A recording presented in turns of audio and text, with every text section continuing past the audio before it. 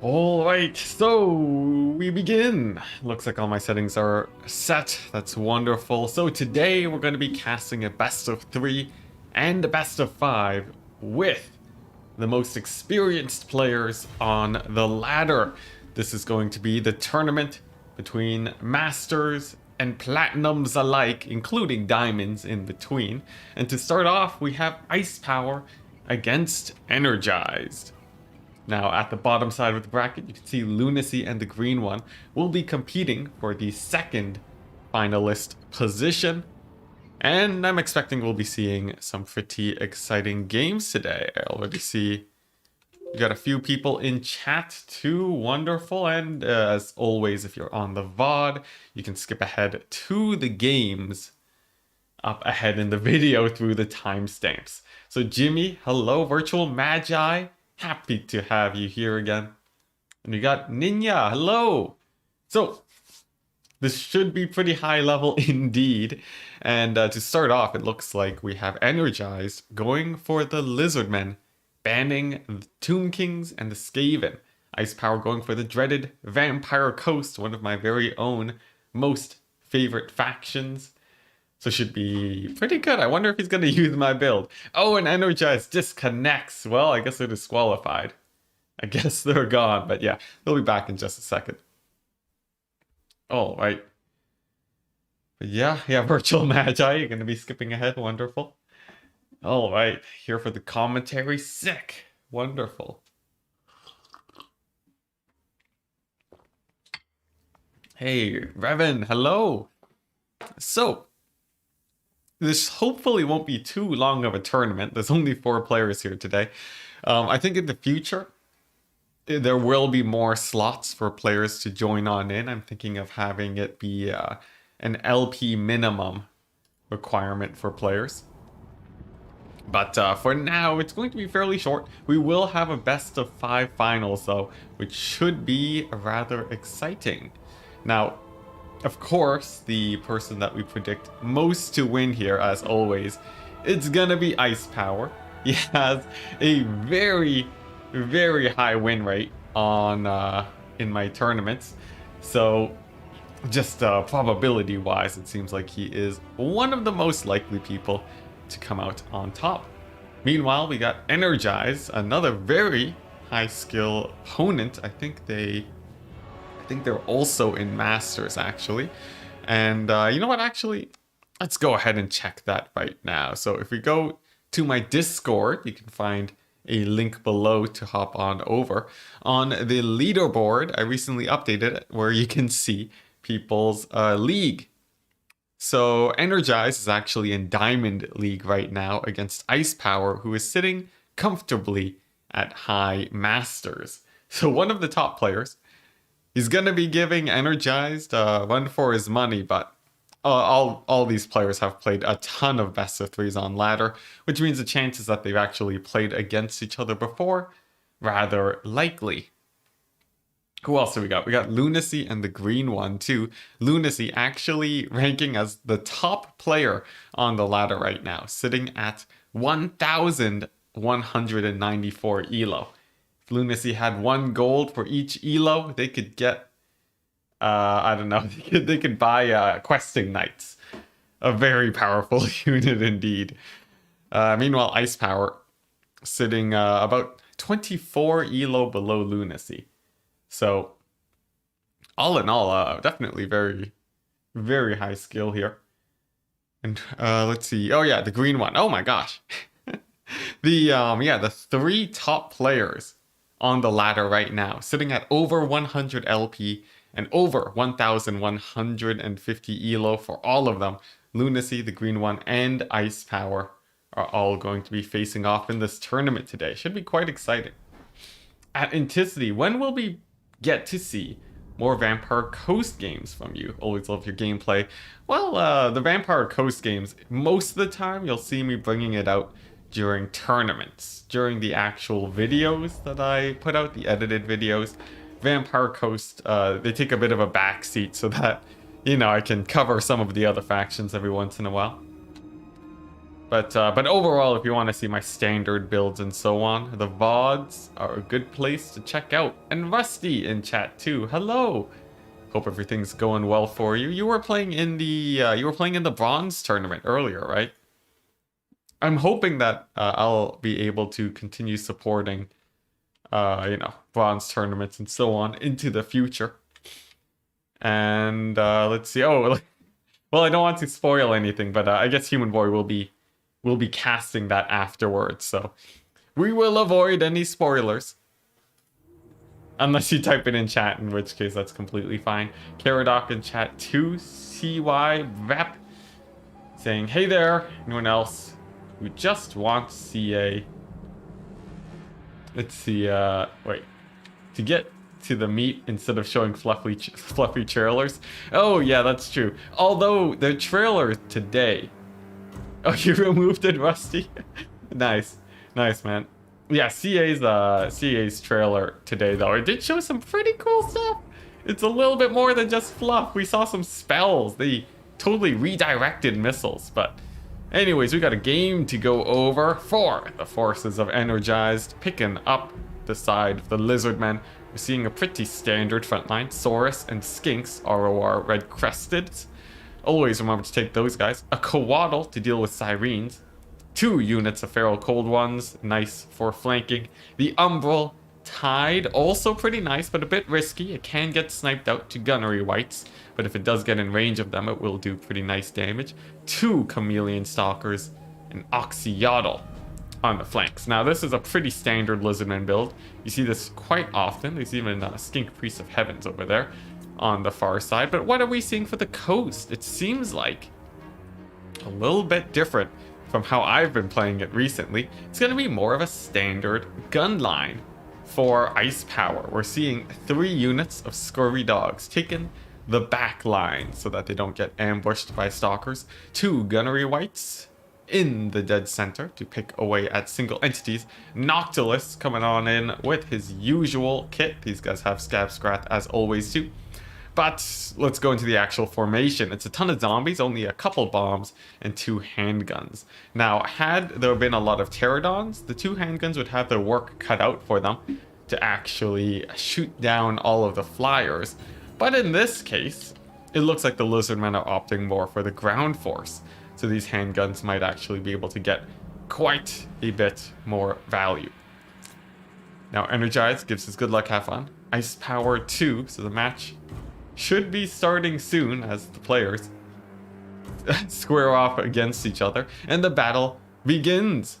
Now the Lizardmen are just going to be advancing right away. It seems like there's not going to be any crazy flanks here for these Chameleon Stalkers. They'll just be pushing along the sides, but they do have to worry a little bit about the Sirens, who are rather tanky. The Sirens, simply by standing, if they just move up over to this position, I like my bars. There we go. If they move over to this position, they will be able to tank the majority of the shots from the Stalkers and keep the zombies safe. Strangely enough, the zombies, they do actually get pretty beat up by these Stalkers. Meanwhile, it looks like Oxyotl ripping a few shots in on these zombies over here, but overall not getting too much damage, and the Gunnery Wights are beginning to get in range. Now, Oxyotl, a good target here, actually focusing down the Sirens. That's a pretty good idea because he does indeed do magic damage, as you can see in the bottom left. So, quite nice for actually killing off these extremely tanky units for the Vampire Coast. The Lizardmen, meanwhile, are just getting into position. It seems like the Umbral Tide, too, are being left for the late game, possibly. And the Saurus front line is going to be moving forwards. Now, the Saurus, they will trade pretty well in this situation, as long as they don't take too many volleys from the bombers. But if the Sirens do move forwards to support, the Saurus are going to be having a little bit of a rougher time. But we'll see how well the bombers are shut down. The Coatl looks like it's going to be flying right on in at the start to disrupt these guys. Nice pull away from the cohort of Sotek, because as the zombies are getting disrupted, the cohort of Sotek will be able to move in afterwards. But it looks like they're still hanging back. The Coatl taking its time, flying through the back lines. It's an extremely tanky unit, and with its very good melee stats, it'll probably be able to stick around for quite some time. Oxyotl still making some very nice snipes. So overall, I think overall, it seems like the Lizardmen are taking a pretty good early game lead. The Saurus are still pushing forwards, but the Bombers do get pretty nice value with the first few volleys. First name, last name, saying nice. Caught you live for the first time. I saw you on my Discord or on my YouTube videos earlier. I'm happy to have you on stream. Now, taking a look at how things are progressing, the Coatl, it has taken a lot of damage from Noctilus. This is going to be pretty bad, as that's a very expensive target to be losing. But in distracting the Gunnery Wights, it does allow for the Umbral Tide to begin shooting. Nice counterplay though. The zombie summon on top of the Umbral Tide, that's going to be pushing them back. And this should be helping out the Vampire Coast a bit. What is really rough though is that their front line is getting absolutely torn apart. And it doesn't seem like they'll have many options to kill off the Saurus warriors. They're still at half HP, they'll still have quite a bit of fight left in them. And unless the dogs manage to really run them down, it's going to be a little bit scary. Oxyotl, though, does get surrounded by the Scurvy Dogs on the right-hand flank. That's going to be hurting him a little bit, but he's still a pretty decent fighter. Triggering the Slippery, too, means that he's going to be holding for quite a while. Meanwhile, on the flanks of the coast, the Sirens are doing okay at holding off the Lizardmen forces, but it's gonna be a little bit sketchy. Look at the balance of power, it's slightly behind for the Vampire Coast, which means that they're not trading cost efficiently. And even a lot of the dogs are getting crumbled away and chased off by the Feral Cold Ones. A really nice tech pick to deal with those dogs. Meanwhile, back on the front line, the main saving grace for the Vampire Coast, it's gonna be these Sirens. They can constantly get healed, and that means that it will tip the balance of power back for the coast. But how many are left? We see one unit of Sirens over here. They're pretty beat up. And I think, yeah, okay, there is another unit of Sirens. The third one, I believe, is off the battlefield. Yeah, I'm not seeing them anywhere. So, we'll see if the 2 units of Sirens is enough. The Coatl is taking a lot of damage, so it likely won't be able to continue hunting down the Sirens, but man, look at the damage it's done so far with its magic damage. This one unit of Sirens down to 1/3 health, and if they crumble away, that's going to be really rough for the Vampire Coast. A summon does drop though. Nice to continually push back the Salamander hunting pack. Ice Power definitely wants to do that, since they'll be able to really shred apart the Gunnery Wights if he's not careful. These Sirens also getting an Invocation of Nahak. They're going to be surviving for quite a bit longer with that. And the Coatl is going down. Balance of power actually evening out now with that healing on the Sirens. So potentially a good place for the Vampire Coast to come back. There is a unit of dogs too in the far side of the map, and they will actually be able to start chasing off units here in the late game. What is going to be a pretty big problem though is that Oxyotl managed to free himself from the grips of those Scurvy Dogs, and he's going to be picking away at the Gunnery Wights now. And without much way to actually finish off this tiny skink, it's going to be a little bit scary for the coast. The Umbral Tide have gone a little bit of a foothold now too. The constant summons are no longer chasing them, and a few shots are going to be hitting those Gunnery Wights. Now, they do have anti-large, so they will be getting bonus damage on the Wights, and just a few more volleys will likely actually kill them here. The Vampire Coast 2 balance of power slowly slipping away from them, and it seems like the Lizardmen are going to be taking the victory here. The Sirens will have a lot of work cut out for them, but if they do manage to hit the Salamanders, it could help them out. A nice Wind Blast does drop though, and that means that one of the Sirens is on the verge of getting finished off. That's going to be quite scary, quite bad indeed for the Vampire Coast, but against all odds, the balance of power is back in the favor of Coast. I have no idea why. Perhaps it is the routing of all of these center units. One of the Sirens is still pretty healthy, but the other one is on the verge of crumbling away.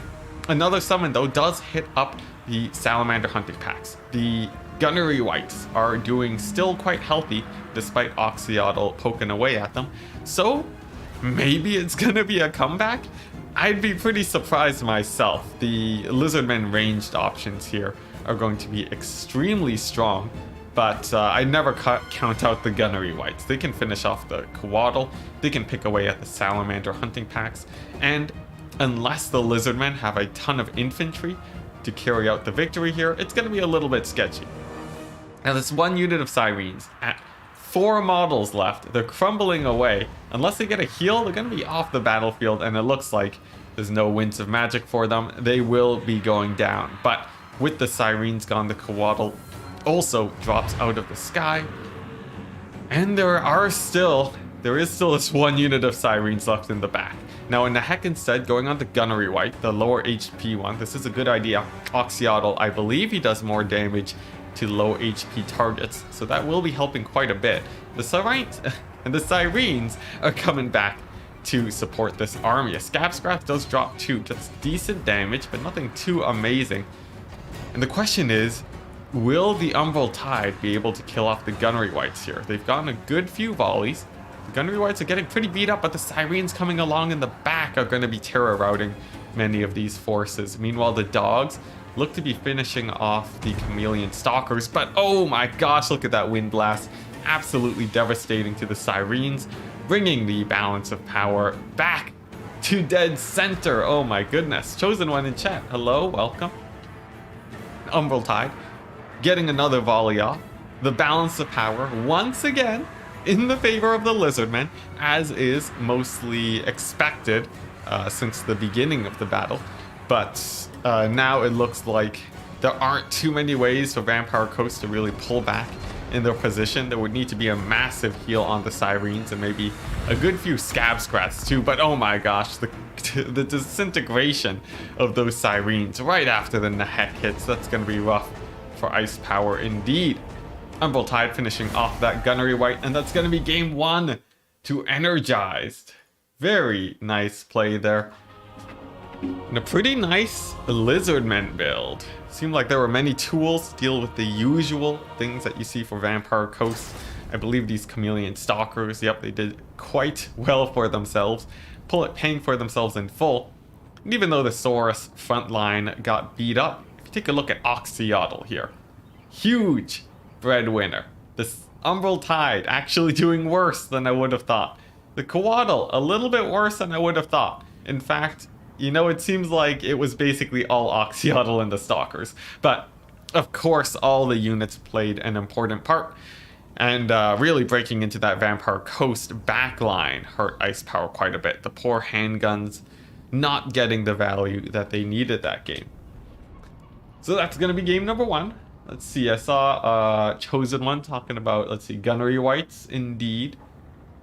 Yeah, Gunnery Wights are pretty crazy, but as you saw, not unbeatable. Chosen One, not unbeatable. Man, what a flip of the balance of power, though.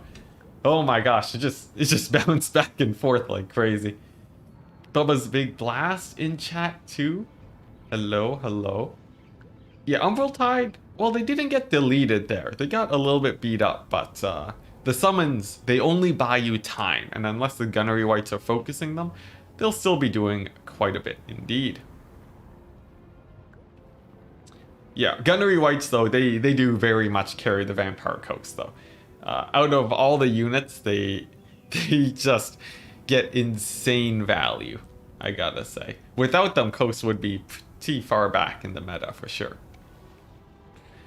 Remember when Lizardmen used to be a melee faction? Oh yes, yeah. Now they have another playstyle. Lizardmen Kite with Chameleon Skinks was pretty fun before, but now they actually have like a fully kitted out Kite sort of roster here. Hey, the Adrian saying hello everyone. Let's hope for an amazing tournament. Hopefully, fingers crossed. The first game already looking pretty good, so I'm pretty optimistic about this one being nice today. Let's see, or an elf, or rat, or cow, or undead, or dwarf, or caveman win. Okay, now a caveman win, that would be pretty rare, I would say. I assume you're talking about Norska. Sadly, we rarely see them nowadays, but I think it'd be really cool to have a few games with them. Is it easy to turn the camera mod on and off in game? Are you talking about the the debug camera? Overall, it's you can make it switch back to normal mode pretty easily, but you can't get back to debug mode, unfortunately. Can you put your hair into a ponytail or Viking bun? Oh yeah, I could tie it up. I don't have a hairband, but yeah, I can totally do a ponytail. It's crazy. It's so long.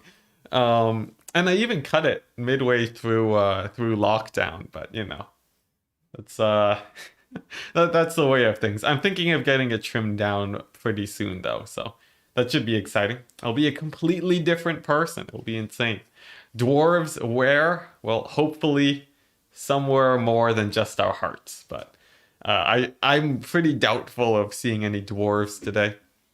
They are a pretty rare beasts indeed, but we do have a best of 5 finals, which does have a way of teasing out the better factions or the other factions, more like it. You forget about lizards and greenskins, but feel like they win all the time. They're pretty good. They're pretty good. Both of those factions have really different styles of play that they can go for, which gives them a pretty nice lead. Oh, you like the ponytail? No? Maybe one day. So it's a different look for sure. I don't know. It's hard to look at the webcam though, and do that at the same time. Enticity rework at the barber shop? Hopefully soon. Hopefully soon. It seems like things are getting a little bit better where I'm living, so I may see the outside world again. Oh my gosh, Arid Zephyr with the $10. An avid spectator, too old and slow to compete. Nah, it's never too late, but thank you very much for the $10 thing. Love your live analysis. Thank you so much. Thank you so much. That helps fund the tournaments a ton, and hopefully we'll be able to get to continue doing this far into the future. Your support will be helping provide for the actual gold to silvers tournament prize pool today, since that also equals about $10. So wonderful. You look like a samurai. I know it sort of works out, but on to game number 2, the map. They forgot to change the map. But yeah, it looks like they're fine. And it's gonna be the Wood Elves against the Dark Elves. Now, the Wood Elves, a common counterpick to Ice Power's Dark Elves. He doesn't usually ban the Wood Elves. And for the actual armies here, it looks like both players are fine with using the same map, so that's okay. Let's see. It's energized the lobby for a sec. All right. But anyways, for the forces of the Wood Elves, it looks like it's going to be a Dryad frontline. We're going to see a bunch of Glade Guard in the back, Starfire Shafts in a line, 2 Glade Riders, 3 Wild Riders, 1 the ROR, very strong elite cavalry. Drycha, also amazing. No problem, no problem. And for Drycha's abilities, we're going to see Pendulum and Enfeebling Foe. Really nice for combat. She might be able to even fight Marathi, but not with the double Manticores in the sky. Marathi coming in with a fairly nice ability kit. For her mobility, it's going to be 4 Scourge Runner Chariots, some Dark Riders, a favorite of Ice Power, this time cutting the Cold One Knights. I see the changes you made to the build there, and a standard front line of Dark Elf Chaff. So pretty normal. This seems like the pretty classic Ice Power play, but we'll see if he can actually defeat the Wood Elves in this match. Showtime would approve of that ponytail? Really? I did not know. All you need is a large curved sword. Oh man. Ooh, it'd be pretty sick to own any sort of sword. That'd be great. I would have almost no use for it other than just it looking cool, but That'd be pretty sick. Ponytail Enticity looks way more menacing.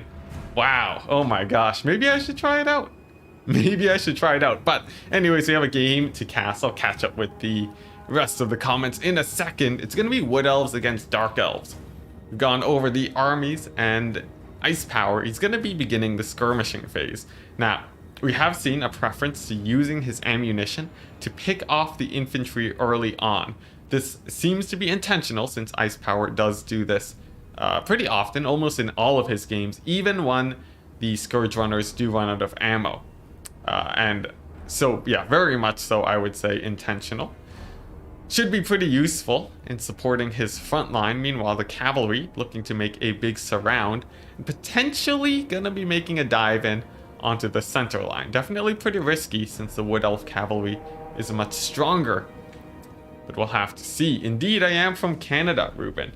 That is correct. I assume someone in chat asked. But overall, the Wood Elves have a much superior melee mobility force. They are going to be absolutely great at demolishing those Dark Riders. But Ice Power has a much stronger force in terms of ranged and support power. The Scourge Runners can pick off models of Glade Riders and Wild Riders absolutely no problem. They're fairly tanky too, and the Manticores, with their terror, are going to be giving the cavalry a very, very rough time. Soul Sealers from Marathi too. Overall, there's going to be a lot to worry about.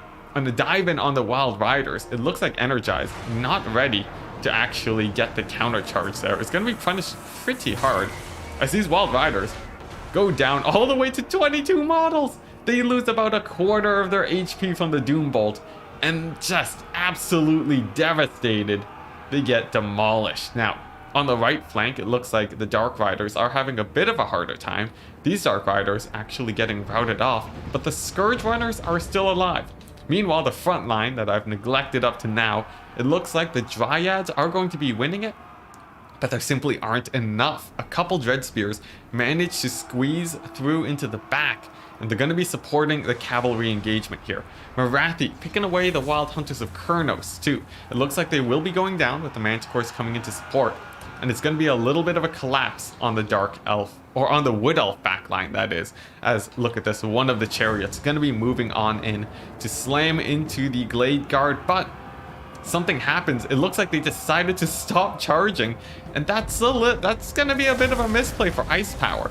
They're going to take a lot of damage from the Starfire Shafts. Ice Power realizing this very quickly, going to be charging in, and he does shut down those Glade Guard. Meanwhile, a big mosh pit fight in the center, supported by Marathi, gonna be a little bit scary here. A Soul Sealer could drop, and the Wild Riders, they will be able to get quite a bit of damage with the infantry support. But right as I say that, one of them do rout off. They will be coming back, though it is just a simple terror rout.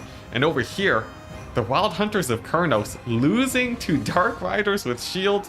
What an absolute tragedy to be seen over there. It looks like they will just barely win, but they will be rather diminished. Now, overall, the balance of power is going in the favor of the Dark Elves now. Actually looking quite good for them as the Scourge Runners begin doing their cleanup. Marathi even going in on Drycha now. And the Wood Elves are going to run into a little bit of a problem. Overall, they have a lot of weakened troops across the field. Some cavalry in the back that are at about a quarter HP, just a couple units of range, and a bunch of really beat up Dryads, but that's it. There aren't many other things for the Wood Elf army. And what that means is that Marathi can throw down some Soul Stealers and just finish off any unit that engages. So even though there is a lot of strength for the Wood Elves, it could turn pretty south pretty quickly. Soul Stealer dropping on Drycha 2, gonna be healing up Marathi, and Dig 10 giving a little bit of damage to Drycha. Some of the Dryads looks like they are losing a good amount of HP too. And overall, I think the Dark Elves have actually won it. Ice Power with the Scourge Runner Chariots picking away the rest of the Wild Riders too, and they'll be able to finish off the rest of the Wood Elf Archers. Without that mobility, There really isn't much that the Wood Elves can do, since they really need to be mobile to chase down targets like the Manticores, Marathi, and the Scourge Runners. If it's all infantry, it's gonna be pretty rough indeed. Manticore does land in on Drycha too. It looks like it will be going in for possibly some cycle charge action too, but in the long term it would actually die out if it were to stay in prolonged combat. A couple of units of infantry too, getting cleaned up by the Wood Elves. The Wood Elves sort of just consolidating their forces, but do they have an option to deal with Marathi? I think we've only seen 2 Soul Stealers this game, which means potentially there could even be 3 more in the works. An absolutely devastating number of Soul Stealers, and without a lot of ranged options, it's gonna be pretty scary indeed. Scourge Runners now diving in onto Drycha. They will be getting countercharged by the cavalry, so this is actually a pretty nice trade for the Wood Elves, but Ice Power punishing that play, dropping down that Soul Stealer, hitting everything here. Will he clip the Wild Riders? No, he doesn't, but they're already running for the hills. And a nice bait with that unit of chariots, catching out a hero, a cavalry unit, and infantry. Marathi now diving in onto Drycha, and it looks like Ice Power will be winning one of the more difficult matchups in the game. Very nice play there from Ice Power. He's going to be taking in game number 2, which means we will be heading on over to the ace match now of this best of 3 in the semifinals. Whoops, let's go ahead and look at some values. Drycha not doing too great for herself, unfortunately, as she is a melee caster. You would expect a little bit more value. And really, I think the cavalry play here, failing the Wood Elves just a little bit. The Scourge Runners, though, getting absolutely devastating value. And even the Dark Riders performing well. Ice Power, a fan favorite of this very cheap cavalry unit. They will generally perform quite exceptionally, even though they are pretty cheap. Quick check on Marathi too. Classic Marathi value. So let's go ahead and see where the ace match will take us. I know the chariots were insane. Oh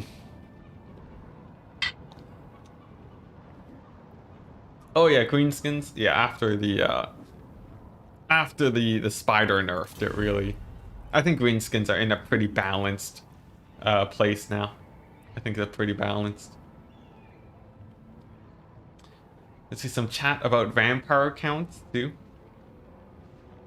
Yes, vampire counts are they're important. They're a very important faction to learn. Their playstyle is so different though from traditional armies. So they're probably the hardest faction to pick up for someone that has experience with everything else. Once an elf faction is played, you can ban the other 2, and vampire counts are a complete nightmare. Yep, that too. They don't have vampire counts. They have a couple really bad matchups, but you can really sway the game in your favor by yeah, you can really sway the game in your favor with them. Alright. In other competitive formats, vampire counts come to kick butt and take names. There are no more names for them to take. Yeah, they're absolutely brutal, especially when piloted by the best players in the world. Oh, great in 2v2. Yeah, for sure. For sure, because you get to cover all their weaknesses. Would Orion be better in this matchup? Not really, Revan. Not really. Orion doesn't give a ton of benefits here, since you want stuff that will really punish these Scourge Runners. And although he does have his Javelin, I think the net on a Glade Lord will generally help out a bit more. Ice Power 2 coming in with a pretty quick pick 3. I wonder if he's using my pick 3 script. I hope he is, since that does actually speed up things quite a bit. With the cavalry beta, says Bubba, I get the feeling that the faction doesn't need more than a few small adjustments, like making Empire Knights as fast as Boar Boys. Nice, it came out as Board Boys, because, come on, CA. Well, let's see, what you're talking about, Empire? With the cavalry beta, you feel like the factions don't need more than a few small adjustments. Oh, okay, yeah, so Yeah, I feel like, faster Empire Knights would definitely help them a lot. I wonder how that would actually affect the meta, though. We'll definitely be seeing more cavalry. Right now, Empire, I feel like just a little bit more of a buff will really throw them into the meta. Just like a tiny little bit more, but as of right now, unfortunately, they are slightly below the bar. Do you think giving Sylvan Knights, do you think giving Sylvan crossbows to vampire counts? Oh, Sylvanian. Okay, yeah, Sylvanian crossbows to count, and rebalancing them would make them less cheesy. I think overall, like on the grand scheme of things, less cheesy, yes, but it doesn't remove the fact that they are able to cheese. It would make them less dependent on cheese for sure, but yeah, it's sort of a mix-up. There's a lot you'd have to rebalance to really take out the cheeses that they have currently. Specifically their Winds of Magic situation, which is actually rather high, and they have a ton of things that are strong at picking off single entities. You personally never seem to be able to deal with the Beastmen single entity squad, saying Hank. Well, generally, the Beastmen single entity squad is rather strong. The best way to deal with them at the moment feels like to take a stronger single entity squad, or going for a lot of ranged and cavalry. A little bit of mass will go a long way, but you'll have to really be able to control your army well to make sure your range units don't get shut down. Skirmishers can help though. I've seen skirmish builds work out against them. Let's see. All right. Now, for the actual factions, we're seeing vampire counts picked against the, let's see, it's vampire counts banned Bretonia. Ice Power went for Greenskins, Empire, Bretonia banned Dwarves. It's pretty nice generalist factions there, of a different variety than the usual Greenskin Lizardmen rush that we see. And it looks like it's going to be a Vampire Counts versus Greenskin game. Now, the Counts, up until, recently, have had a very good matchup against the Greenskins, but it seems like Greenskin players are getting more and more comfortable playing this matchup. It seems like Ice Power likely has something on his mind too that will do okay, but we'll have to actually see. He may get completely run over here. That's for the general idea that both factions go for.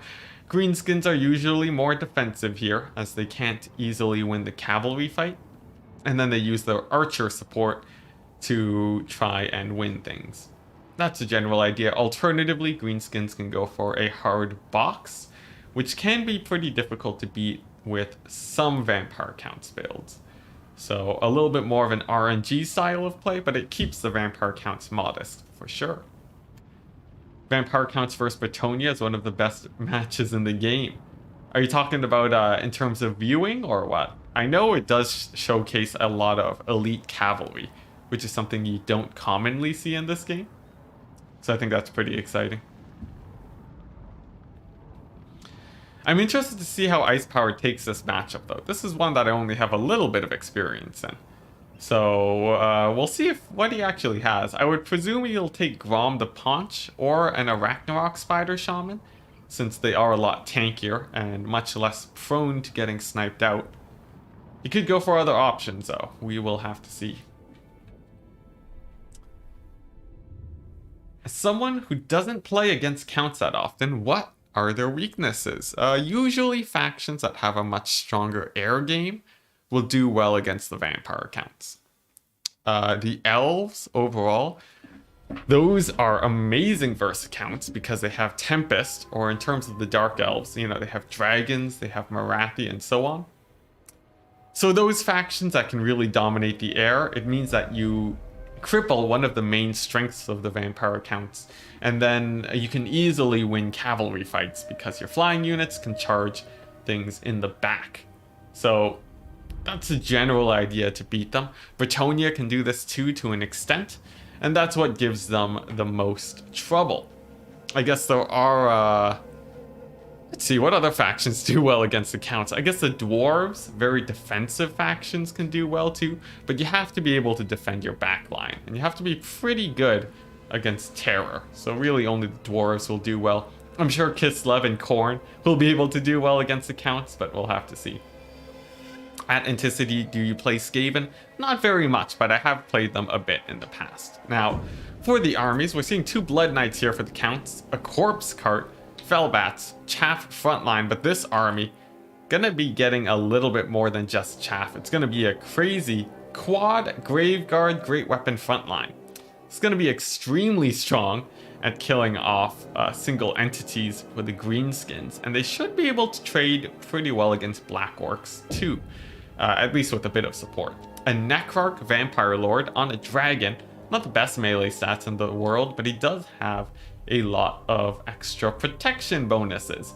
Spirit Leech 2 to snipe out lords. Very, very good stuff. Oh, and a Wild Heart passive. Nice. So there will be quite a bit of Winds of Magic coming out from him. For the forces of Ice Power, we are seeing a defensive formation here with a couple skirmishers. 3 archers, normal, not the savage variant, so they will be a little bit more prone to routing off the battlefield, but they are cheaper. Savage orcs in the back, black orcs in the front, and the nasty night goblins with their fanatics are going to be here to counter the Graveguard. Now the spellcasting kit, we see a night goblin shaman with only Vindictive Glare. Now that one's an interesting choice. Ice Power looking to not use a lot of his magic, but no, there we go. There is an Orc Shaman with the Gaze of Mork, and also, come on, and also with the Fists of Gork for some magic damage. Otherwise, you know, Sirens, or not Sirens, Karen Wraiths would be quite a bit scarier. Grom the Paunch, as we expected, coming in with his defensive kit, and I believe that's an ITP aura. Let's go ahead and check that out. Indeed, it is. Gonna be pretty nice for the greenskins. They have a good amount of anti-snipe on their lords, which is gonna help. For the vampire counts, well, they're gonna just be slowly advancing here. The skirmishers will be getting in a bit of damage. It looks like they want to be poking away at the Graveguard early on. These mangy marauders do armor piercing damage. They will be able to get a good amount of poke here. And oh my gosh, the dragon dodges the Vindictive Glare.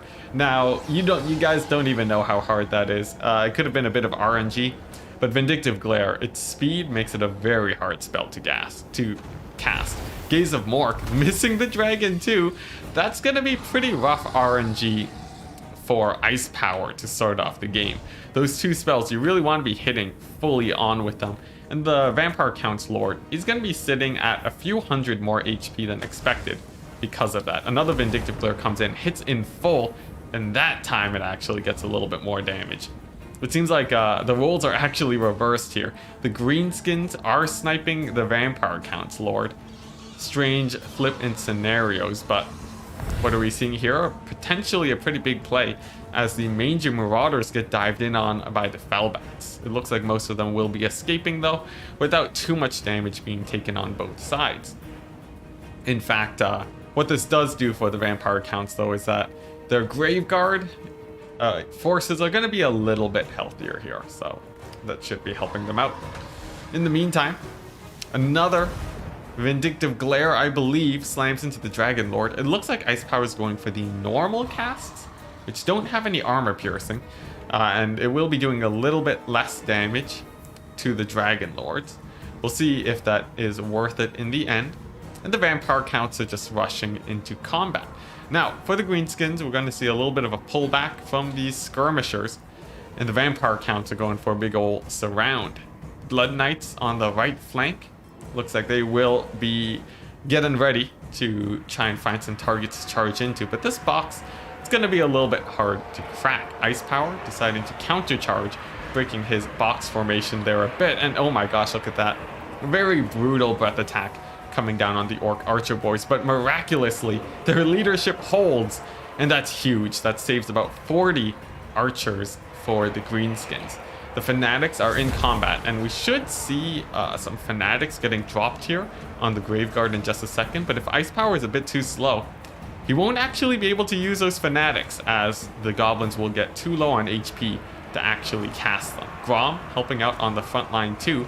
It's going to be doing pretty good, and the Fanatics do drop. That's going to be the only one this game. It's going to be an even trade for those Goblins. Meanwhile, on the left flank of the Counts, the Dragon Lord does land, hitting up the Savage Orc Big Guns. It's going to take a while to rout those guys off. And Ice Power looking to punish the Dragon Lord. Uses his archers to get a few volleys in. But so far, not looking like it's doing too much damage. Another sniping attempt, but oh my gosh. Brutal dodge from the Vampire Count's Lord. It seems like these abilities are just not landing and not getting the damage they need, but at least the archers are getting pretty good damage. What is a little bit of a problem though? The Blood Knights are beginning to slip through. Now, it's not the end for Ice Power. In fact, he even has the balance of power. Because even though these Blood Knights will be able to dive in on the Archer boys, it depends on whether or not the infantry will be able to dive in and surround these Blood Knights. Grom is moving in too, but the Dragon Lord with his support will be a pretty big threat. It seems like a zombie summon was dropped on the Archers to shut them down, and the Dragon Lord has the field. But will he actually go down? It looks like the Skirmishers, Ice Power's done a good job of keeping them safe, and Grom actually slams into the back of that dragon, trading quite well. And unless the Dragon Lord manages to trade out amazingly versus Grom, things are going to get a little bit scary here. There are a couple Black Orcs left on the left flank, and there aren't too many options to actually deal with them. For the Vampire Counts though, they do manage to disengage with their Lord. That means he will be able to find a better position, and it's not too uncommon for a favored balance of power for the Greenskins to go absolutely terribly for them in the late game. The Vampire Counts are definitely a grindy faction, and they will win out in the late game with their healing and cycle charging. So we'll see how well that goes. It seems like a buff Fist of Gork going to be dropping on those Savage Orcs. They're going to be grinding down the Vampire Count's infantry, but they probably won't do too amazingly. The Archers too are completely routed off, and the Greenskins are looking to actually be running out of infantry. Now for the Vampire Counts, they do have the Blood Knights. They will be able to survive for quite a bit longer, I think. Ooh, another juicy breath attack on the Savage Orc Big Guns. And it really depends on how well these Blood Knights do, I think. These guys are going to be really important for winning fights against Grom and such, but you know, perhaps not. If you take a look at this army here, there is a lot of infantry left for the Vampire Counts, and although the Greenskins do have quite a few elite troops, these Blood Knights with some cycle charges, they're probably going to be able to finish off the infantry. So we'll have to see how well Grom actually does as this battle progresses. Ooh, a Wa does drop though, and that will be keeping the Greenskin infantry in the fight a bit longer. It seems like they crumbled away a good number of the Graveguard, but they still have an almost full HP unit of Graveguard to finish off. The Corpse Cart too, providing, I believe, regeneration to all of these units here. Let's see, I'll have to actually double check that real quick. Let's see over here. The Corpse Cart. No, just providing melee defense and melee attack. So only buffing their stats a little bit. Actually not going to be helping out too much. But the Greenskins, they do manage to beat up the Necrarch Dragon Lord quite a bit. He's not as scary of a combatant as the other Dragon Lords, and that means he won't be able to snipe out Grom as easily. Now, if we do get into a situation where Grom is surrounded by, let's say, Blood Knights, it will be pretty easy to cycle charge him to death. But the Vampire Count's Lord, he's living on the edge. He could very easily go down, but he needs to support his army. Otherwise, the Greenskins will likely win this infantry engagement. The balance of power too, in the favor of the Greenskins, and the Vampire Counts are looking to make a big play. The Dragon Lord flying around looking for a good position, but the clock is ticking. Another glare hits the Dragon Lord, and that actually pushes the Vampire Counts into army losses. Really nice sniping for Ice Power here, finishing off the Dragon Lord and taking game number 2 in the semi-finals. Oh my gosh. Look at that. Some very good sniping there. The double snipe caster build going quite well. Oh my gosh, Red Wedding Planner too. Donating the $5. Thank you very much. That will hopefully go to supporting tournaments and the ladder even more. And Red Wedding Planner too. A patron donor too already. Actually giving even more, thank you very much. But if you take a look at the sniping values here, the two lords, they got a lot of value. They both paid for themselves. And they got about 1,500 gold value. Even a little bit more than that, which is really nice for using all of your winds of magic. We also have the Necrarch not doing too well as he was getting constantly sniped all game. And although the Blood Knights did okay for themselves, I think in the end, the Vampire Count's Lord just took a little bit too much damage over the course of the game. They weren't really able to kill off Grom. And by the way, this is why you take the Mangy Marauders. 1,300 gold value. Absolutely insane. The Black Orcs did amazingly too. So overall, a pretty strong greenskin build. GG's. So Ice Power is going to be taking the victory, which means we can go over to the finals now, which is going to be Ice Power against the green one. Ice, you can invite the green one to this lobby. There we go. So should be pretty exciting. These two players, the green one actually taking out Lunacy, one of the highest ranked players on the entire ladder. But this should be pretty good. It's a best of 3. People calling GG's in chat. I think that was a pretty nice execution of the green skin build there against the Vampire Counts. It's usually a pretty bad matchup, but the fact that Grom was able to stay safe and he really punished the main tool to kill off Grom, I think it all just the execution and the general idea of the build definitely paying off for sure. How much does the missile cost? I believe 6 on the orc and 4 for the goblin. 8 for the goblin if you're overcasting, but I don't think Ice Power was overcasting that time around. All right, now for the grand finals. These players have been training the entire week, playing probably dozens of games to qualify the green ones. Probably green, there we go. Probably playing dozens of games to get into this position today. They will be playing in a best of 5 finals. Best of 5 finals. There we go. And we'll see how it actually goes. Both of them definitely quite active on the ladder. So I would expect this to be an exceptionally high level game for us today. Let's go ahead and update the bracket. Why don't we? There we go. Boom. There we go. The green one and Ice Power. They've moved on up. We'll see how this actually plays out.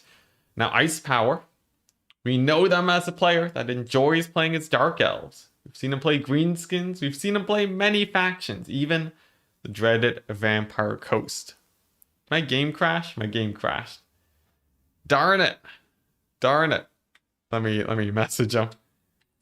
At Ice Power. At the green one. The game crashed. Coming back in. Alright, so let them know we'll reboot. Oh, chaos. Chaos everywhere. We'll be back in just a second. The green one, I don't know about what factions they generally play, but hopefully we will see a good showing here today. So we dive on into the match. Couldn't we change green one to void? These matches with ice are always great. Well, unfortunately, Void was not able to make it to the tournament today. But hopefully in the future. Let's see. Now where is oh, here we go. Spice and Greeny Boy. Perfect lobby name. All right, let's go ahead and join in. We'll see who manages to come out on top. Now, like I said, Ice Power, frequent winner of my tournaments. This is the highest ranking tournament you could possibly join. And we'll see if he actually manages to pull another win. That would be another $25 for Ice Power, which is a really good showing for them, having won so many tournaments. So I'm excited to see it. Green one coming in as the competitor here. Ice Power defending his home turf. We'll see how much of a scrap we get. Potentially could even be a 3-0 sweep, but hopefully not. Green one should be one of those hippie mains. Yep, just they'll play Lizardmen, they'll play the Wood Elves, and they'll play the Beastmen. The three most hippie factions in Warhammer. All extremely aggressive and ready to kill you. Probably the Orcs? Oh yes, that makes a lot more sense, but you know. What can you do? Probably a green skin main, yeah. Yep. Alright, now I'm gonna open up a window, the usual window opening of the stream. Ah, there we go. Airflow. I can breathe. I can see. Should be good. It looks like the map is set. It's gonna be River Amexon. Oh my gosh. Oh my gosh. Oscar Anderson. You mad lad. You didn't even put in a message. Thank you so much. That is absolutely huge. Is that euros? No, that's pounds. Oh my gosh, thank you. Thank you so much. I wish I could just give my thanks indefinitely, but we do have content that we actually need to cover. But that actually helps so much for hosting tournaments and events. Oh my goodness. Oh my goodness. And you're not even messaging in chat. What a Chad. Hank saying hippie faction is Wood Elves? I think so. I think they're probably the most, right? If you break a branch, they'll break your bones. Probably a bit extreme compared to sort of, you know, the peace supporting sort of side of things that you would expect. But, you know, I guess they're all about nature and we can't really blame them for that. Oh, and the voice crack too. Terrible. Terrible. You can't wait to be proven wrong, but you're calling a 3-0 for Ice Power. We may see it. We see Long Paul calling the 3-1. Well, let's see. Right away, we do see it's going to be Beastmen banning the Counts and the Lizardmen, and the green one going for Chaos. Now, this is a pretty standard take for... It's pretty standard for... Oh man, I'm hearing myself. There we go. It's pretty standard for the players here. As for most people that go for Beastmen, they'll ban the Elves. And for... Sorry, I'm just setting up a poll right now so you guys can vote. Ice. Green. There we go. Let's go ahead and do that poll. But yeah. Chaos is like a common counter pick to Beastmen nowadays. They have very elite infantry. And overall, they have pretty good options. They will have to do a bit of kiting with their Marauder Horsemen, but overall they have a pretty good time, I would say. Especially their halberds, which just mulch all of the Beastmen large units. And if not mulching, they will trade fairly well. Now the votes are coming on in. I'll wait until some of the players start readying up, and then we can dive right on in. Chaos was always favored here, saying Hank. Yeah, but the Beastmen, they did get their update, which does help them a bit. Lucas, subscribing too, thank you very much. All the support is very much appreciated. And it looks like the votes are coming on in. It seems like we are seeing 65% for Ice Power. That's pretty crazy. It's pretty crazy. People not having a lot of faith in the green one. We'll see if he can prove all of you guys wrong, or at least 64% of you, as we dive on into the match. As usual, the 2% don't actually add up to each other. One says 64, one is 35. For anyone who has done any math at all, you will know that does not add up to 100%. There was a 1% that did not vote. Good old minor errors in programming. You missed Green's previous match. Is he/she new to the scene. Green one has been in the scene for quite a while, actually. You don't see them in... you see them in tournaments every once in a while, but overall, I think most of the time Ice Power is getting pretty high up more often. People still ban counts with Beastmen? Some people will. Some people will. It can be a bad matchup in some situations, but overall, I think it's much more balanced now. But alright, happy cow noises incoming as we begin with the Beastmen coming in for the green one. An Ungor frontline, shields for that extra melee defense, archers in the back, but what's actually more important? Some chariots, some cavalry, some dogs. We got a caster for Traitor Kin, a second caster to avoid sniping attempts. No, it's chaos, but nevertheless, second caster, double manticores.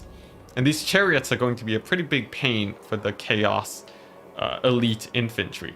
Traitor Kin, of course, for anti-cavalry. Spirit Leech, also amazing versus cavalry. A pretty scary force. Really well designed to kill off skirmishers from Chaos. But for the forces of the green one, we are seeing actually a fairly small skirmisher corps. Only 4 Marauder Horsemen. 2 of them Marauder Horsemasters by the looks of it. A very cheap... no, not a cheap front line, a very expensive front line with very elite chosen halberds. Now, I've seen Hadri's run these guys. I've seen myself run these guys. They are pretty spicy indeed. Beastmen don't have a lot of options to actually kill them, and they will chop, chop, chop all of the chariots like no tomorrow.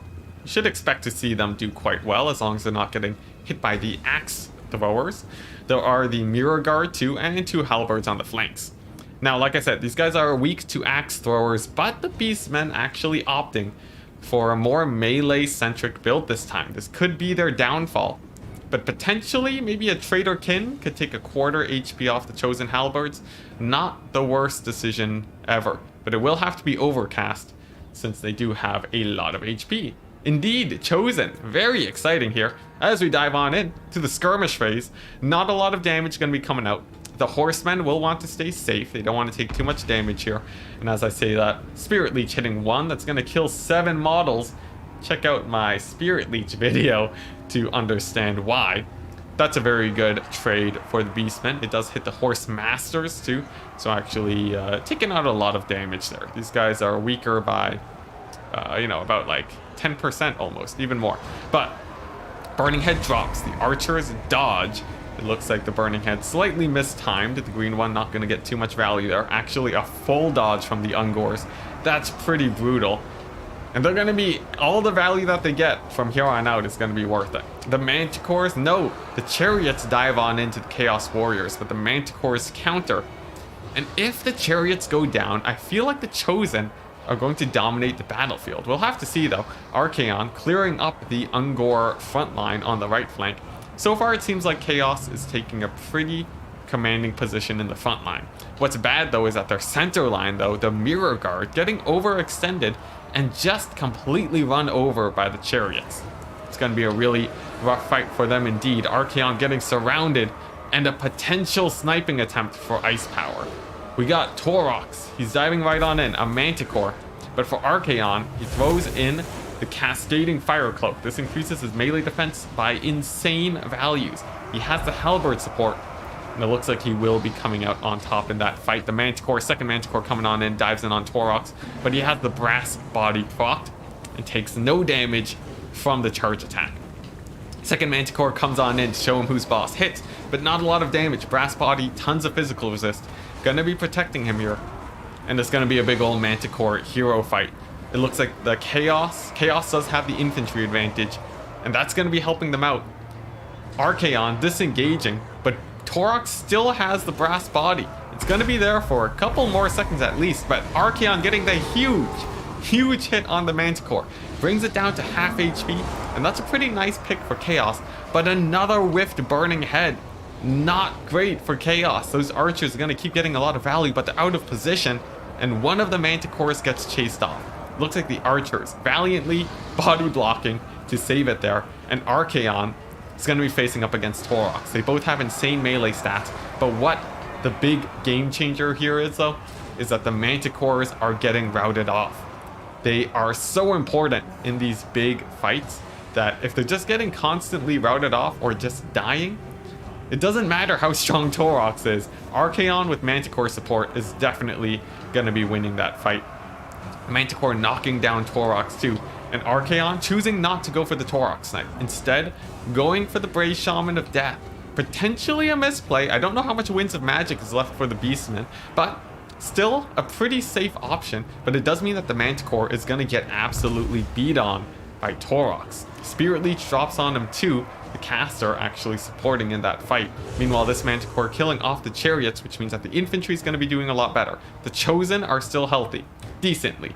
The Chaos Warrior Halberds are still fairly safe, and Torox, he does get a pretty easy disengage here, leaving the Brave Shaman of Death to die by the hands of Archaon, even though he helped him out with the Manticore. A brutal end for this Brave Shaman for all the work he did for Chaos. But he will be going down. Now, his distraction will not be in vain though. The Chosen Halberds get a huge charge in from the Tuskor chariots. You want Archaon and Manticore to stop the Tuskors from ruining the day of your elite infantry, and just a little bit out of position. In fact, the Chaos Manticores have routed off. It's going to be a pretty bad sign here. There aren't a ton of options to really kill off these chariots now, and that could spell doom unless Archaon manages to pull out a miracle. He does slam that Manticore down into the earth, getting him to rout off at barely any HP left. Might even get another hit. It looks like the Manticore will be taking off though. Archaon, not the speediest boy in the world. And that means that Manticore might come back. It will be able to contribute in the late game situation if it doesn't rout again. But the main problem here, even more than the Manticores, these chariots are just grinding away the infantry. Chaos just not having the mobility to really deal with them. It's going to be causing them a lot of issues. Archaon is the only force of strength here, but the infantry is completely unsupported. Warhammer, a game about supporting your infantry with mass monstrous units and cavalry. It seems like it's not going to be working out too well in this situation though, since all three chariots do slam on in. They break the Chosen Halberds. I don't blame them. They're completely unsupported. Only 14 models left too, and the Chaos Warrior Halberds are getting routed off at the same time. But a moment to go at extremely high HP, now running for the hills. It looks like Ice Power is going to be winning this game. Starting off very strong in game number 1, unless Archaon manages to never get hit for the rest of the game. Archaon does ice damage. He does, but not enough. Not enough. Remember when Archaon wasn't AP? That sucked. I did not even know that he used to not be AP. That sounds terrible, but at least he is now. Like I said, the Manticore coming on back with a sliver of HP. Its leadership doing quite well. And I think Chaos is just going to hit army losses here. Unless the single Manticore gets a mass terror rout, perhaps. This one does shatter off the battlefield. But Archaon, he has his work cut out for him. Oh my gosh. And this Deathcaster coming back. Spirit leeching Archaon. Showing him he does not fear the end times at all. Gonna be hitting Archaon despite getting slammed by him early on, the Spray Shaman. He has seen some things, and man, has he paid for himself. He's acted as a distraction 2 times over and gone multiple Spirit Leeches, and despite all that, he's rushing towards Archaon to fight him in melee. What an absolute mad lad. Meanwhile, Archaon, he's continuing to dodge around. The chariots are still alive. They're just doing cleanup on the infantry. And Torox. Now it looks like he wants to finally pick a fight. But the moment he does, Archaon will be hitting army losses and running for the hills. Unfortunately. Ice Power taking game number 1. GG, guys. GG. It's a very nice play there. I think Archaon, he could have gone a lot more value. And take a look at the value of these Ungor Raiders. Take a look at this real quick. There were 2 Burning Heads that dealt no damage. By all means, the Burning Heads should have killed these guys. But because it didn't, that's 1,000 gold value given to the Beastmen because of failed castings. It is extremely important to make sure you're landing those, and unfortunately, that did give a pretty big swing for Ice Power. Unfortunately for Green One, that is. For the casters, they did pretty well for themselves. They managed to use up all the Winds of Magic, getting 1,500 gold, about where you would want. For your money and the Tuskor Chariots, of course, as we saw, doing absolutely amazingly. Archaon doing only okay, and the Horsemen getting shut down by the casters and the Magic. The Chosen not doing too well. A pretty rough start, but there are at least 2 more games to go. Kolek used to be OP. Oh, the glory days. The glory days of Kolek. If only we could return to that, but not today. Yeah, Kolek is the never chosen, isn't he? Rough.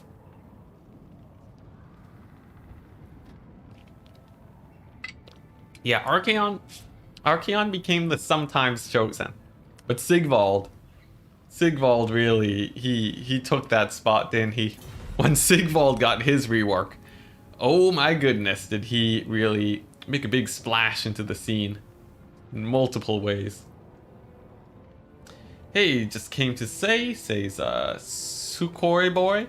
If you haven't had your water yet today, go get a glass. Take some deep breaths. If you haven't yet, make sure you do some push-ups today or exercise. Indeed. Make sure you stay healthy, guys. Very, very important. Because we want to be playing Warhammer for as many years as we can fit in. Indeed, first name, last name, saying gold value may be low. But that's almost 9k damage from 2 archers. I know. They basically killed, 2 units of infantry. That's a lot. It's a lot of value. 1,000 gold is about, it's a little under 10% of your army getting taken out by 2 Ungor archers. That's rough. It's real rough. Kolek is the best. Indeed. I was a huge fan of Kolek back in the day, actually.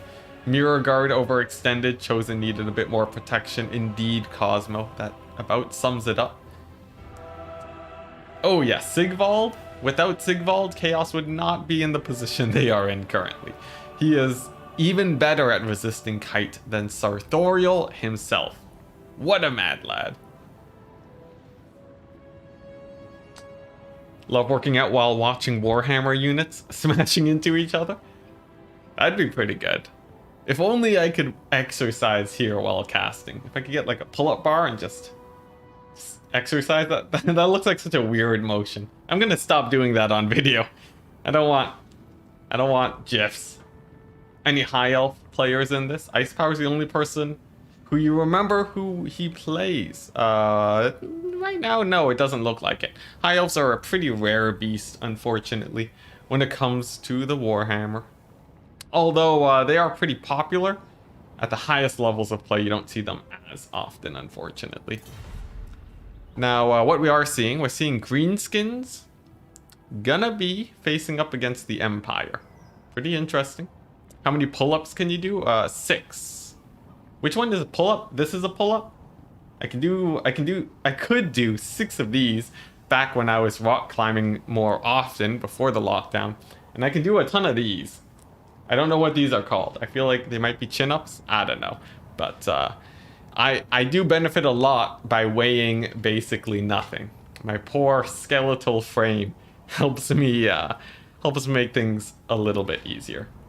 Do some chair dips. Oh yes, yeah. Now this isn't an exercise stream, but it is important. I've been stretching my legs underneath the table. You can't see it right now, but it helps. This chair does have wheels on it, so I feel like chair dips are a bit of a bad idea, I would say. But chin up. See, Kellegar, with the delay between me speaking and you typing, I don't know which one you guys are talking about. We got another person saying those are chin-ups, yep. I don't even know. Oh yes, J Phoenix is the high elf main though, yeah. Here, you know what? A basic Google search will solve things. Let's see, chin up. Here we go. So a chin up. A chin up is oh, it's showing images for both. Why is this? Oh, okay. So this is a pull up. This is a chin up. Okay. Pull up, chin up. Sweet. We got there, guys. We got there. Now, I wish I could show these pictures because they're sort of hilarious, but I don't want to get flagged for using images I can't use.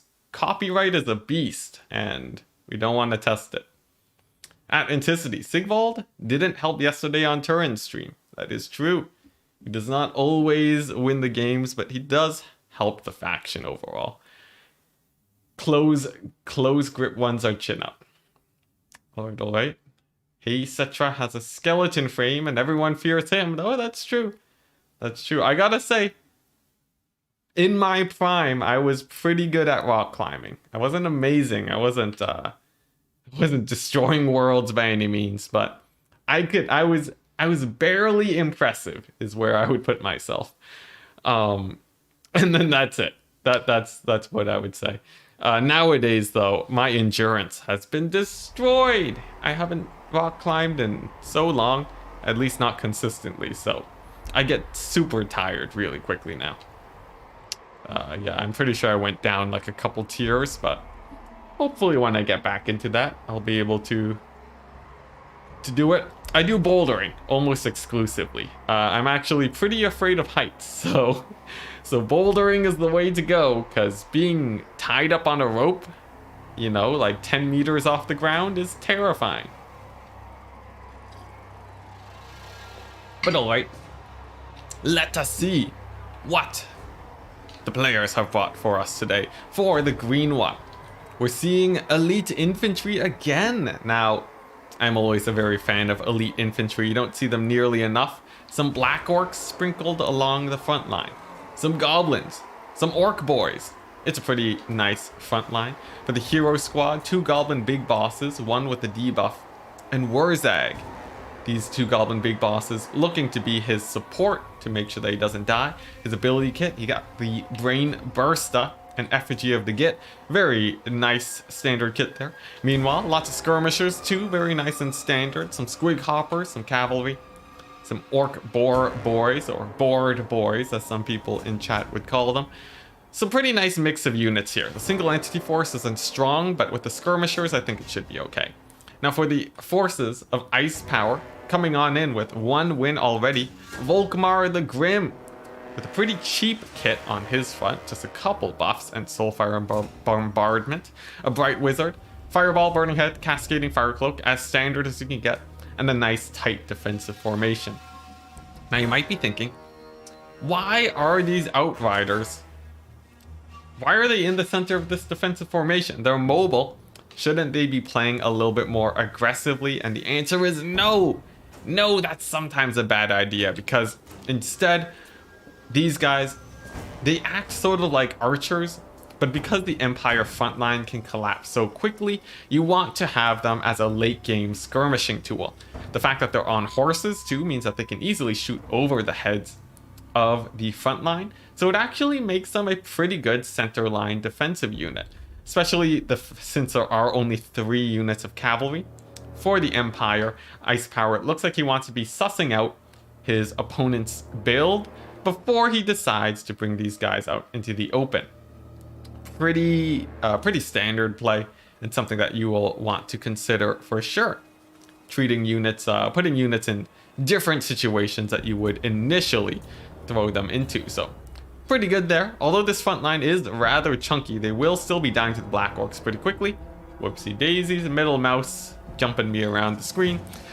But here we go. The battle begins. Now, right away, the Outriders are pushing on forward. It looks like they want to be shooting at the Forest Goblin Spider Rider archers. There aren't tons of archers for the Greenskins either, so Ice Power, it looks like he felt pretty safe advancing with his Outriders, but they won't be leaving too far outside of the range of this formation lest they get chased down by skirmishers. They can't shoot behind them, so if the Spider Riders were to chase them, they would eventually go down. Some really nice damage though at the start of the battle. A couple volleys are going to be hitting those Spider Riders, and oh my goodness, bringing one of them down to half HP already. It's going to be pretty nice for Ice Power. A disengage too while his forces skirmish, definitely very good. But will there be enough ammo to kill off the Black Orcs? It looks like now that the skirmishers are gone, the Outriders will be shooting at the Black Orcs, and actually a little bit of a scary situation. The Fireball spam bringing Wurzag down to pretty low HP already. The timer is on for the Greenskins, and unless he manages to find some safety, it's going to be pretty rough. There is counterplay to the fireball spam though. Warzag, if he positions in the forest, he will be safe, and he can even use the orc boar boys to body block. But it looks like forest is going to be the option of choice today as another fireball comes on in. Will it be dodged? Warzag? No, Warzag, he doesn't dodge it. Takes a fireball right to the side. That's gonna be felt tomorrow morning if he even survives this battle. Already a really nice lead for Ice Power. And it's going to be a little bit scary here. Warzag can't easily support his army from the forest. So it could be pretty bad. It could be pretty bad. Enticity the Barely Impressive is my new title. Ooh, that's pretty good. It's pretty good. I like that. Now, back to the game. We got some cavalry moving along the left flank. It looks like they might want to shut down the Outriders. But oh my gosh, look at that burning head. Annihilating those goblins. It brought them down to... They're gone. They just shattered off the battlefield. That's absolutely huge for the Empire. It even hit the Boar Boys, getting in a lot of damage too, and the Knights of the Blazing Sun. Excellent shot cavalry will be routing them off. That's a huge swing play for Ice Power, even more than the sniping attempts on Warzag. But he still has the Black Orcs to deal with. Knights of the Blazing Sun don't trade well versus them. And Squig Hoppers too, diving in onto these Knights of the Blazing Sun. They do get the Cascading Fire Cloak, but it won't help them that much, since the charge bonus of the Squig Hoppers are going to be negating that by quite a bit. Meanwhile, there's still a lot of cavalry for the Greenskins, but it looks like their right flank is collapsing a bit. Now, the Black Orcs are still holding. We have one unit over here, one in the backside, and I think that's just it. So Ice Power is going to have to find out a way to deal with them. But if he does, it's going to be really rough for the Greenskins. Volkmar, definitely an option. Actually annihilating these Black Orcs in the center. Volkmar, a really strong anti-infantry tool. And oh my gosh, that Soulfire Bombardment, not getting that much damage, but getting them closer to routing off. And with the terror that Volkmar brings, well, it's not going to be routing off Black Orcs, but it will be pretty useful heading on into the late stages of the game. The Outriders are still very mobile, and you can see this is the main benefit of them being Outriders and not Archers. The Greenskins will be pushing into your backline, and the fact that they can reposition so quickly means that they actually do get a lot more damage than your standard Huntsmen a lot of the time. Going to be helping them out quite a bit. Meanwhile, on the right flank, the Skirmishers are moving on in. They want to shut these guys down, but the noble Sons of Sigmar, not to be confused with the Sons of Sigmar, body block the Archers, and the Outriders remain safe. Some more Boar Boys come on in, but there's a braced line of spears that are going to be holding them up, and cavalry dive on in to shut them down. Ice Power showing some excellent play so far, shutting down the advances of the Greenskins, but it's not over yet. A huge AoE drops on the Outriders. Many of their models live, but another AoE will be getting them running for the hills. Warzag fighting back with his own magic. The cavalry slamming into the center, going to be beating up those Knights of the Blazing Sun. And it looks like the cavalry force for the Empire is starting to get whittled down. The Skirmishers now moving on the side. It looks like these Outriders finally getting shut down. They're looking for safety, and they're going to be pulling through the actual Sons of Sigmar. But oh my gosh, the Sons of Sigmar, not so noble today. They are not body blocking these Forest Goblin Spider Riders. A tiny misplay for Ice Power. Gonna be getting these Outriders caught out a little bit. Actually on the verge of routing now, but we see Volkmar is still doing very healthy for himself. There's a huge scrap in the center, and the Black Orcs are still pretty healthy, but we're seeing a bit of the same issue as before. We're seeing elite infantry not getting the support they need because Ice Power has been shutting down that support. Goblin Big Boss trying to push through to fight Volkmar, can't get there. Bogged down by spears, focused by Outriders.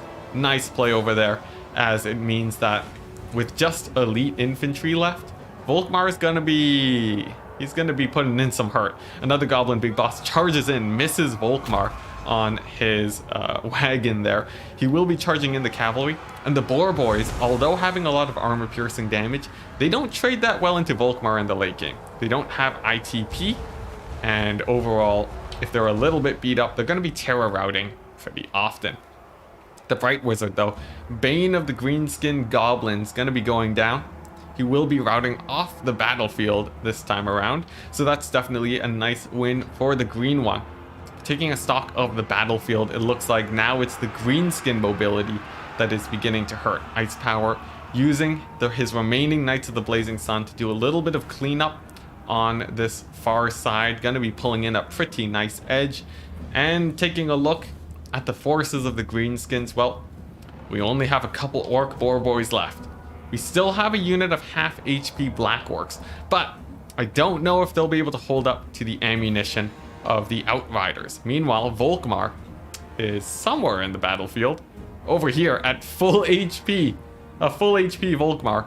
Nothing to fear in the entire world. He might even be able to kill off the rest of this greenskin army, but he will still have to be a little bit careful here. Meanwhile, just a little bit of lag. We will push through. It is the best of 5 cow, so we will have at least one more game after this.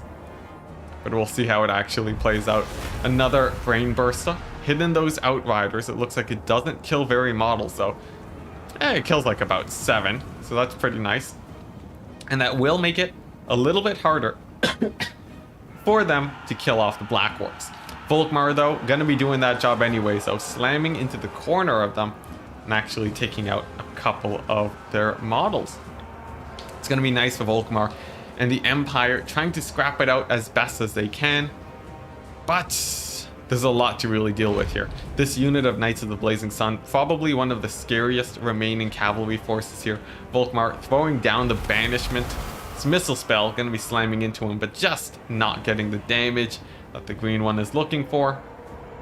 And it's gonna be pretty rough from here on out. Balance of power now very much so in the favor of the Empire.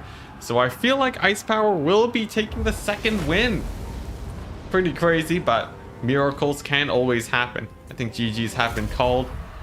And there we go. The green one tapping out for the second game. Will this be a very quick cleanup? We will have to see. We will have to see. Also, Malverde. Hello, welcome. Happy to have you in chat. Now, taking a look at some values here. The big bosses got mobbed by the infantry pretty hard. Ice Power, actually, specifically, I saw him targeting them over the course of the game with a couple fireballs. His Knights of the Blazing Sun didn't trade too well, but they did give a very important task defending all of the mobility. If you look at the Brightcaster, getting in 1600 gold value. This is the sign of a good use of Winds of Magic. You want to be getting about 1,500 gold, and he does get it. Volkmar doing amazing for himself, and the Outriders, well defended for the whole game, got all of their value. Meanwhile, we got the Goblins. Pretty rough time for them, same with Warzag. The Boar Boys did pretty good. They trade very efficiently into the Knights, but sadly there just wasn't the critical mass that the green one needed to win out that battle. Volkmar has definitely been reworked a few times. I don't think I ever caught that, but that's pretty interesting. GG! Now, let's see what both players decide to go for here. Now, it's going to be Ice Power's pick and ban. Gonna be a little bit scary since the bans will begin running out in the later stages of the best of 5. Soulfire used to give magic resist and used to counter spirit leeches and stuff. Let's see, Soulfire. Oh, what the? It used to give magic resist? That's cool. That's cool. I like it. The map is going to be Cliff of Beasts too. The player is going to be selecting it. So pretty nice. Pretty nice. I feel like overall, Ice Power looks like he might be winning another one of these tournaments. The odds are likely, but the green one still has an opportunity. We've seen reverse sweeps before. The green one might be able to start coming back here in the later stages of this match. It was a Warhammer 1 design hack to minimize friendly fire. Oh, I see, because Soulfire and Bombardment would hit friendlies. That's interesting. Wow. Yeah, I never really dove into Warhammer until about the time Vampire Coast came out a couple years ago. So this sort of Warhammer history is lost to me quite a bit. But here we go. Ice Power going for his signature pick. The Dark Elves, banning the Wood Elves and Betonia. Definitely quite scary. But will the green one have a sufficient counter here? Ice Power actually banning the Wood Elves this time around. Looking like he doesn't want to go up against the green ones. But what will the green one actually go for instead? Wood Elves and Betonia are the most standard bans for the Dark Elves. Greenskins is off the table, so Ice Power likely feels comfortable here, having basically an extra ban, and the green one goes for the Lizardmen. Now, Lizardmen, I feel like they have a pretty even matchup versus Dark Elves nowadays. Both sides definitely have a lot of tools, maybe slightly Dark Elf favored based on the previous metas, but honestly, I'm not sure anymore. The Lizardmen have a ton of tools that they can bring to the table, and the Dark Elves, although they haven't had many changes that help them, they've always been a little bit scary versus the Lizardmen. So we will see. We will see. If you have any predictions, feel free to give them now. And I think, I feel like Ice Power, he's played this matchup quite a few times recently, so I feel like he might have something planned here for the green one. But we'll have to see. I know he has a lot of builds. I say we'll have to see a lot, don't I? Anyways, Ice Power, he's played this matchup a lot. He's gone through many different iterations. I think some common things though. Dark Riders, very common. But overall, we've seen a couple Dread Knights start getting mixed into the game here. Why Dread Knights, you might be wondering? They actually win the cavalry fight fairly well for the Dark Elves. They do well against Stalkers, and they don't have too many scary threats. One of their scarier counters too, the Solar Engine, recently got nerfed. So overall, Dread Knights can actually fare pretty well. Of course, if you're worried about Solar Engines, there are Bolt Throwers too. And in the late game, they trade extremely well against Saurus Warriors, something that Dark Riders don't do nearly as well. Lizardmen, they recently got a DLC. They got Stalkers now, great versus Manticores. They have Oxyotl, amazing versus stuff like Marathi in the late game. But they have to make sure they don't get rushed down to death. What's a Skaven matchup versus Dark Elves? Well, it's a little bit, it's mostly the Lizardmen or Skaven versus Dark Elves. Well, that one you don't usually see too much. Dark Elves do have pretty scary rushes versus Skaven due to their very high damage infantry and their cheap cavalry, so most Skaven players will avoid it. And usually there are worse matchups for Skaven, so most people don't counter with Dark Elves either. It's actually a matchup you see very little overall. You hope he takes the Call Harmon build from yesterday. Ooh, that would be very exciting. See, this is Call Harmon's Lizardmen against Dark Elves, I presume. I think I missed out on it, but we'll have to see. Ah, I said it again, darn it. Oh man, I should have a drinking game. Every time I say we'll have to see, take a shot. I assure you, you'll be dead by the end of the stream. Oh my gosh, it's just become impulse for me. I don't and ha, I just say, we will see. Manticores and Dark Riders to kill Jezzails. Indeed, Skaven has Warp Gale and Rat Dogs. Yeah, there's a bit of back and forth for sure. But, you know, if both sides are sort of trading on that front, Dark Elf Infantry will just mulch a Skaven frontline like no tomorrow. Yeah, Turns ECL video from yesterday. Full Cav Rush. Oh, full Cav Rush Lizardmen? I thought it was a High Elf build. I guess that wasn't. Was that High Elves versus Dark Elves? It wasn't. Anyways, I'll have to check that out later. Call Harmon is one of my clanmates, but I did have to tap out before watching the full thing, unfortunately. Mortars will march Dark Elf infantry in turn. I know it's like there's counterplay in this game. The question is, how much money are you willing to spend on your Poisoned Wind, especially when there are so many options to snipe them out? Overall, I think Dark Elves have a slight edge, but it's not a matchup we see very often, so I wouldn't take it fully into account. It's a Dark Elf rush into Lizardmen? Okay, well that's actually madness. I'll definitely need to check that out, maybe after this stream. Between the green one and Ice Power. For the green one, we're seeing not Call Harmon style of play, very little cavalry. I'm actually focusing mostly on the infantry. Some skinks, some stalkers, Oxyotl over here on the left hand side, coming in with just his stock ability. Skink Priest of Heavens with, I think, Uranon's Thunderbolt. Pretty nice for sniping out artillery. Best case scenario, or worst case scenario, your opponent has to dodge, which does shut down those bolt throwers. There is a Cube of Darkness, something you don't see too often, but actually reduces power recharge rate. Very similar to what you see on Luther Harkin. Pretty nice if you want to slow down these Soul Stealers. Solar Engine to snipe out chariots, definitely a very good choice. And that's about it. Just a very nice heavy infantry build for the Lizardmen. For the Dark Elves, we do see two units of Scourge Runners in the far distance. Some cavalry, Dark Riders, Dread Knights, I knew it! Dark Riders, Dread Knights again, and No, it's another unit of Dread Knights! Triple Dread Knight play from Ice Power. Now, this is going to be pretty good. And my bad, this is the one that we're looking at, comparing to Call Harmon. Yes, it's going to be a triple Dread Knight play with Dark Riders. Now that's a spicy build.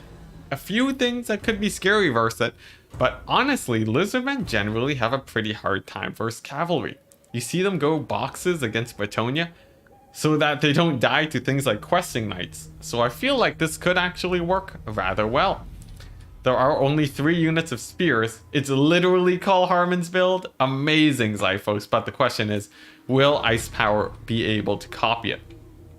At least playstyle wise, we'll have to see. And we'll see. I gotta stop saying we'll see. Now, this is gonna be pretty interesting. The cavalry is very good versus Lizardmen, I found. They will do especially well versus these Cold One Riders. There's only one of them with spears too. And although they do have armor piercing, I think the Dread Knights will still trade out pretty well. In fact, there aren't too many threats in general against the Dread Knights. And there aren't any Pterodon Riders. So that could be scary indeed. You hate that they over-nerfed Brood Horrors. Ah, yes. Yes, poor Brood Horrors. They used to be so meta, but as the battle begins, there is going to be a bit of a skirmishing phase. Sadly, I cannot pay attention to chat as I would like to. Someone saying Horned Ones were also over-nerfed.